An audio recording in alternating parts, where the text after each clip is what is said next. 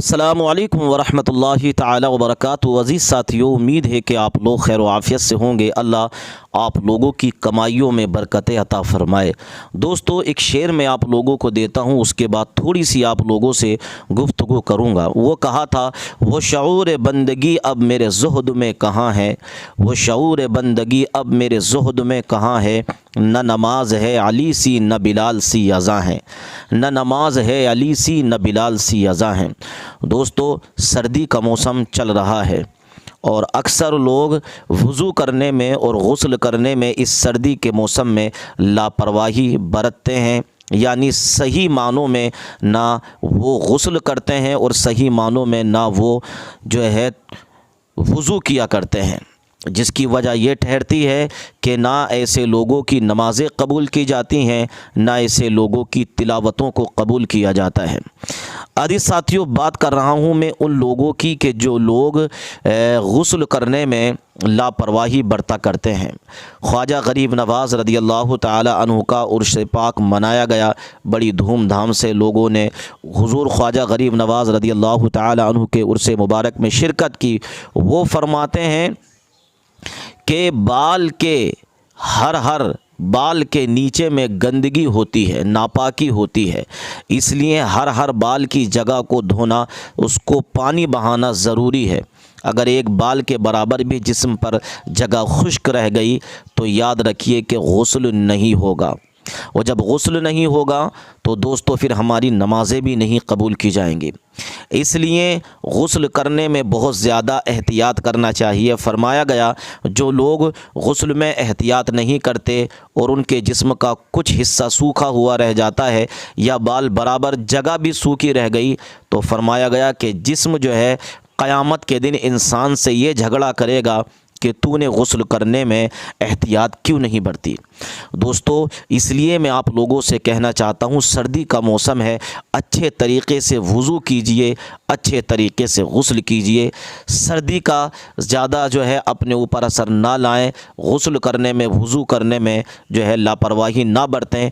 कहीं ऐसा ना हो कि हमारा वज़ू भी ना हो, हमारा गुस्ल भी ना हो और हमारी सारी इबादतें बेकार हो जाएं। इस्लाम के अंदर पाक रहना, साफ़ रहना सबसे पहले रखा गया है। फरमाया गया, अत्तहुर शत्रुल ईमान, पाक रहना ये ईमान का एक हिस्सा है। दोस्तों, जो इंसान नापाक रहते हैं, अल्लाह ताला की रहमत के फ़रिश्ते उनसे दूर हो जाते हैं। ज़मीन के जिस हिस्से पर नापाक इंसान चलता है, दोस्तों ज़मीन का वो हिस्सा उस नापाक इंसान के लिए बद्दुआ करता है। ऐ अल्लाह के बंदो, ये अल्लाह की बनाई हुई ज़मीन है, इस पर पाक और साफ़ रहा करो, तहारत के साथ इस ज़मीन पर घूमा करो, और जब अपने बिस्तरों पर लेटा करो तो पाक होकर लेटा करो। जो पाक व साफ़ रहकर लेटते हैं, अल्लाह तबारक व ताला की रहमत के फ़रिश्ते उनके लिए मग़फ़िरत की दुआएं किया करते हैं। आइए साथियों, हम आपको वीडियो दिखाते हैं, वीडियो को ज़रूर देख कर जाइएगा। हमारी गुफ्तगू अगर कुछ समझ में आई हो तो दोस्तों तक ज़रूर पहुँचाएँ, ताकि वो लोग भी इस वीडियो को देखने के बाद तहारत करने में, वज़ू करने में, गुस्ल करने में लापरवाही ना करें। एक अच्छा सा कमेंट ज़रूर करके जाइएगा। इकरा चौधरी हमारे साथ हैं बात करने के लिए। इकरा जी, आप सबसे जो आज का जो सबसे मुख्य सवाल है वो हमारे जहन में यही है, आपने बिहार में देखा होगा नवनियुक्त आयुष जो आई मुख्यमंत्री नीतीश कुमार से लेने के लिए प्रशस्ति पत्र, लेकिन मुख्यमंत्री ने उसका हिजाब खींचा, इसको लेकर के कई सारी कंट्रोवर्सी हुई, क्या कैसे? देखिए, बहुत अफसोसजनक और शर्मनाक हरकत है कि किसी महिला, बात हिजाब की नहीं है, बात यह है कि कोई भी महिला उनको अपने उनका अधिकार है, वो अपना आंचल किसी भी तरीके से ले, और उसको खींचने का अधिकार किसी को नहीं है। It is an invasion of privacy, private space of a woman. तो मुझे बहुत शर्म आई ये हरकत देखकर, और ऐसे व्यक्ति द्वारा की गई जो प्रदेश के सबसे ऊंचे पद पर बैठे हुए हैं। तो बहुत ही अफसोसजनक है और बहुत ख़तरनाक है, क्योंकि अगर इसका ट्रिकल डाउन इफेक्ट हुआ तो वो हम सब के लिए बहुत खतरनाक होगा। महिला की गरिमा पे इस तरीके से हमला होना हमारे देश के लिए अच्छा नहीं है। तो मैं चाहती हूँ कि मुख्यमंत्री जी अगर स्वस्थ है तो वो माफ़ी मांगे, और अगर स्वस्थ नहीं है तो ये और बड़ी चिंता का विषय है। हालांकि जदयू की तरफ से ये बात कही जा रही है कि वो मुख्यमंत्री ने कि उम्र इतनी है, वो बाप की उम्र के हैं और बेटी समझ करके उन्होंने ये कर दिया, तो इस पे हो हुल्ला क्यों इतना मच रहा है? देखिए, मैंने फिर से जो बात कही मैं फिर से दोहराना चाहूँगी कि कोई भी महिला हो अगर किसी पब्लिक स्पेस में है, उनकी प्राइवेट स्पेस को इन्वेड करने का अधिकार ना किसी पिता को है, ना भाई को है, ना किसी नेता को है, ना मुख्यमंत्री को है, ना प्रधानमंत्री को है। ये एक महिला की गरिमा का सवाल है, हमें उनका सम्मान करना है। और जिस तरीके से ये हरकत हुई, बिल्कुल वो बुजुर्ग है और हम उनका सम्मान करते हैं, लेकिन जिस पद पर वो बैठे हैं उसकी भी कुछ जिम्मेदारियां हैं। अगर ये हरकत हुई है तो उस पद पर होने के नाते उन्हें माफी मांगनी चाहिए। अगर वो स्वस्थ नहीं है तो ये हम सब के लिए, देश के लिए और बिहार के लिए बहुत बड़ी चिंता का विषय है। एक आखिरी सवाल है कि बीजेपी ने इस पे ये कहा है कि अगर हिजाब ही पहनना है तो घर में रहें, अगर नीचे से ऊपर ढक करके रहना है तो घर में रहे, बाहर क्यों निकलती है? जी नहीं, देखिए वो वहाँ पर किसी के रहमो करम पर नहीं आई, वो एक अवार्ड लेने के लिए आई थी। उन्होंने अपनी मेहनत और अपनी जिंदगी की जद्दोजहद से वहाँ पर पहुंची थी। और चाहे वो हिजाब पहने या ना पहने, दुपट्टा लें, आंचल लें या ना लें, ये हमारा अधिकार है। महिला इस देश की गहरी है दिल्ली, मगर एक माँ की सदा सुन न पाए तो लगता है गूंगी है, बहरी है दिल्ली।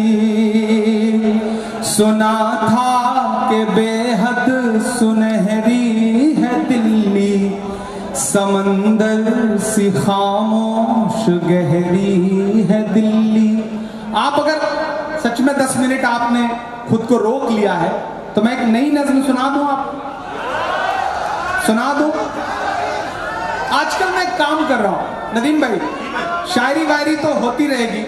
आजकल मैं कोशिश कर रहा हूं कि उन मुद्दों पर, उन मसलों पर, उन चीजों पर नज्म कहूं जिन्हें मुझे हिस्ट्री में दर्ज करना है। मैंने आपको लाल किले पे नज्म सुनाई, मैं आपको एक नज्म सुनाता हूं ताजमहल पर। आप है, आपका मन नई नज्म है, आप तैयार हो तो मुझे ताली बजा करके हुक्म दे, बिल्कुल उसी तेवर की कि मैं ताजमहल हूं। बिलाल साहब, आप जब तक सदा नहीं देंगे तब तक सुबह तो होनी नहीं है, तो आप रहें, देखते रहें कि मैं ताजमहल हूं। एक चीज के लिए आपको मुबारकबाद और दूंगा, आज के इस मुशायरे में हिंदी की बेटी की तरह मनिका आपके बीच में आई और आपने जिस खूबसूरती के साथ हिंदी की बिटिया को दुआएं देकर के वापस भेजा, वो भी बताता है कि नागपुर की जमीन गंगा जमुनी तहजीब की, भाषाओं की, मोहब्बतों की, प्यार की सरजमीन है। मुबारकबाद, आपने किसी को मायूस नहीं किया। एक बार मैं शायर दोस्तों से कहूंगा कि सामीन के लिए ताली बजाएं, कमाल के लोग हैं ये, अल्लाह इन्हें सलामत रखे। और मैं तो प्यारे भाई से कहूंगा कि आप टैंकर में भर के ऑक्सीजन भेजते हैं,